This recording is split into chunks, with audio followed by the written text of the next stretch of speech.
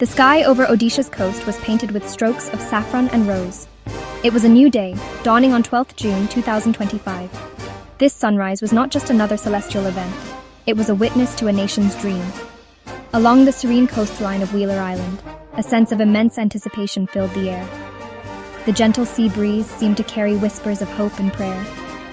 Within the heart of the Satish Dhawan Launch Center, however, the atmosphere was electric with controlled tension. Here, inside the mission control room, the silence was profound. It was a silence punctuated only by the low hum of supercomputers and the steady rhythm of 100 heartbeats, all synchronized to a single momentous purpose. Every screen glowed, displaying streams of complex data, each number a testament to years of relentless effort. In the center of this technological sanctum stood Dr. Meera Nair. Her eyes, calm yet intensely focused, scanned the myriad displays. She was the project director of this monumental undertaking, a leader forged in the fires of science and dedication. Around her was her team from the Defense Research and Development Organization, or DRDO. They were a family of India's brightest minds. Each scientist and engineer was a pillar of strength, their faces etched with a mixture of sleepless nights and unwavering resolve. They were not just colleagues, they were co-travelers on a difficult journey. They shared a common vision. This vision was to give India a new strength, a new voice on the world stage. Their collective spirit filled the room with a quiet confidence that transcended the underlying anxiety of the critical moments that lay ahead. The project was named Vishnu. In our ancient scriptures, Vishnu is the preserver, the protector of cosmic order and righteousness. The name was chosen with great care. It signified the missile's purpose not as a weapon of aggression, but as a shield of peace. It was a symbol of India's commitment to protecting its sovereignty and ensuring stability in an increasingly turbulent world. The weight of this name, and the responsibility it carried, was felt by every single person in that room. They were the custodians of a powerful legacy, tasked with translating a profound philosophical concept into a tangible technological marvel. Their work was more than just a job. It was a sacred duty to the nation. Dr. Nair took a final, steadying breath. She looked at the faces of her young team. She saw in their eyes the same fire that had ignited her own journey decades ago. They were the future. They were the inheritors of a legacy of scientific pursuit that stretched from Aryabhata to Vikram Sarabhai. Today, they stood on the shoulders of giants, ready to take a giant leap for their country. The final countdown was about to begin. The world was watching, but in that moment, all that mattered was the mission, the team, and the dream of 1 billion people resting on their shoulders. The sun had now fully risen, its golden light flooding the control room, as if bestowing its blessings upon their noble quest. The need for Project Vishnu did not arise overnight.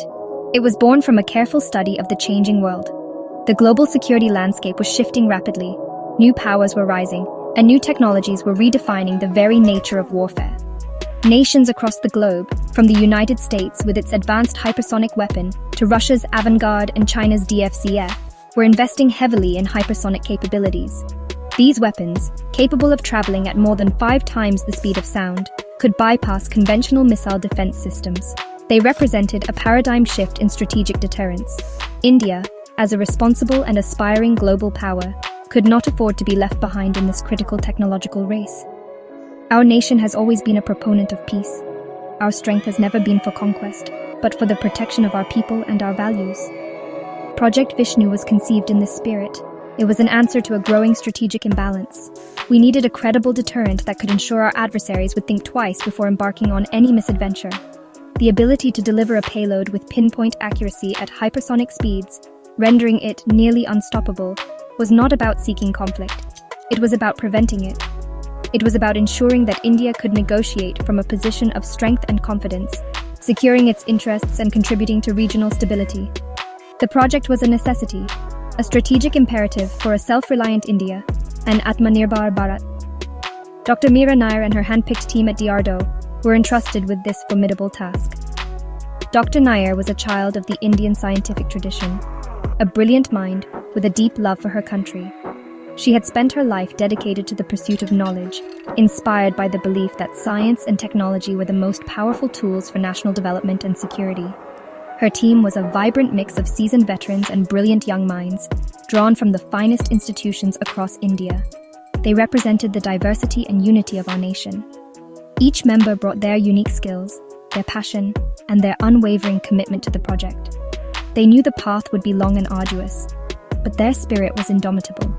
This journey was not just about building a missile, it was about building national capability. It was about mastering technologies that were on the cutting edge of human knowledge. The project aimed to create an entire ecosystem of innovation involving academia, public sector undertakings, and private industry. It was a national mission in the truest sense, a confluence of different streams of talent flowing towards a common ocean of achievement. The government's full support, guided by a clear vision from the Prime Minister's office, provided the necessary impetus. The message was clear. India would not be a mere spectator in the new technological age. It would be one of its principal architects. The scientific challenges faced by the Project Vishnu team were immense, like climbing a mountain with no known path. The primary hurdle was achieving and sustaining hypersonic speeds exceeding Mach 5. At such velocities, the air friction is so intense that it can melt the strongest of alloys. The surface of the missile would become a searing plasma. The team had to develop new-age materials, advanced carbon composites and ceramics that could withstand these hellish temperatures of over 2,000 degrees Celsius. This required countless hours of simulation, experimentation, and failure. Each failed test was not a setback, but a lesson, a stepping stone towards the right solution. It was a process of learning from fire itself. The heart of the missile was its engine. A conventional rocket engine could provide the initial thrust, but to breathe and fly within the atmosphere at hypersonic speeds, a new kind of engine was needed. The team focused on perfecting a scramjet, or supersonic combustion ramjet engine. This marvel of engineering had no moving parts. It used the vehicle's high speed to compress incoming air before combustion. Making it work was a monumental task. The fuel had to be injected, mixed, and ignited in a supersonic airflow, all within a few milliseconds. It was like trying to light a match in a hurricane. This challenge pushed the boundaries of fluid dynamics and combustion science, demanding breakthroughs that had never been achieved before. Stealth was another critical component. A weapon is only as good as its ability to reach its target undetected. The team had to design a shape for the missile that was not only aerodynamic, but also had a minimal radar cross-section. This involved complex computational fluid dynamics and stealth shaping principles. They developed special radar-absorbent coatings that could cloak the missile from enemy sensors. Furthermore, the intense heat generated by the missile created a plasma sheath around it, which could be detected. The team worked on innovative ways to manage this plasma signature, making Vishnu a true ghost in the sky, unseen and unheard until the very last moment of its journey. India did not walk this path entirely alone. True strength lies in collaboration and openness. While the core technologies were indigenously developed, the project benefited from strategic international collaborations. We engaged with friendly nations, sharing non-critical research and participating in joint scientific forums. Russian expertise in advanced metallurgy and French insights into aerodynamics provided valuable perspectives. These interactions were not about borrowing technology, but about enriching our own knowledge base.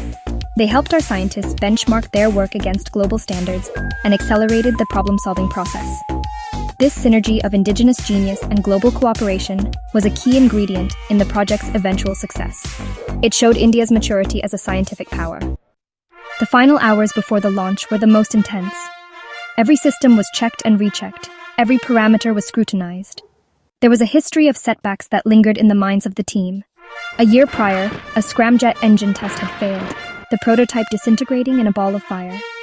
Another time, a guidance system malfunctioned during a high-G maneuver simulation. These failures were painful, but they were not defeats. They were the crucibles that tempered the team's resolve. The breakthrough came 6 months ago during a ground test. A new ceramic composite nose cone, combined with a re-engineered fuel injection system for the scramjet, performed flawlessly. That was the moment I knew we were ready. The moment when hope turned into certainty. The final countdown began. The voice from the control room was calm and clear, a stark contrast to the thundering heartbeats of everyone present. T-10, 9, 8. My eyes were fixed on the main screen, which showed the sleek, powerful form of the Vishnu missile on its launch pad, bathed in powerful floodlights against the pre-dawn sky. 7, 6, 5.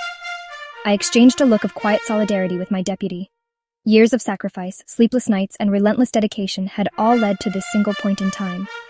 4, 3, 2, 1, 0. Liftoff. A brilliant flash of light erupted from the base of the launcher, followed by a deafening roar that shook the very ground. The missile ascended with incredible speed, a fiery arrow climbing towards the heavens. It was a magnificent sight, a testament to human ingenuity and national will. For the first few minutes, it flew like a conventional ballistic missile, carried by its powerful solid booster. Then, at the designated altitude, the booster separated. A moment of truth arrived. The scramjet engine had to ignite. In the control room, a collective breath was held. Then a cheer erupted. The data on the screens confirmed it. Scramjet ignition successful. Vehicle is accelerating. Vishnu was now flying on its own, breathing the air, streaking across the sky at a speed that defied imagination. It followed its programmed flight path perfectly, a silver streak against the blue canvas of the sky. The missile performed complex maneuvers, testing its agility and control systems at hypersonic speeds. It flew for several hundred kilometers over the Bay of Bengal before precisely hitting its designated target point. The mission was a resounding success.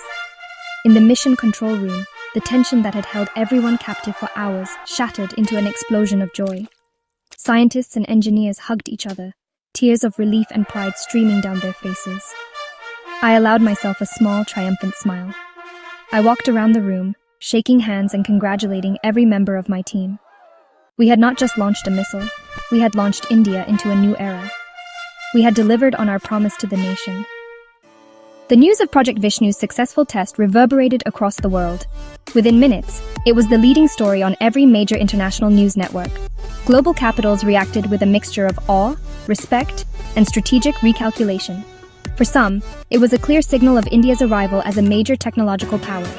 For others, it was a development that would reshape the geopolitical calculus of the Indo-Pacific region. There was no denying the significance of the event. India had officially joined the elite club of nations possessing hypersonic missile technology. This achievement changed perceptions and elevated India's standing in the international community, not as a threat, but as a formidable force for stability and peace. Back home, a wave of pride swept across the nation. The Prime Minister addressed the country from the ramparts of the Red Fort. His words were not of aggression, but of profound pride and peaceful resolve. Project Vishnu is not a weapon of war, he declared, his voice resonating with emotion. It is a shield of peace. It is the sentinel that will guard our skies and our shores.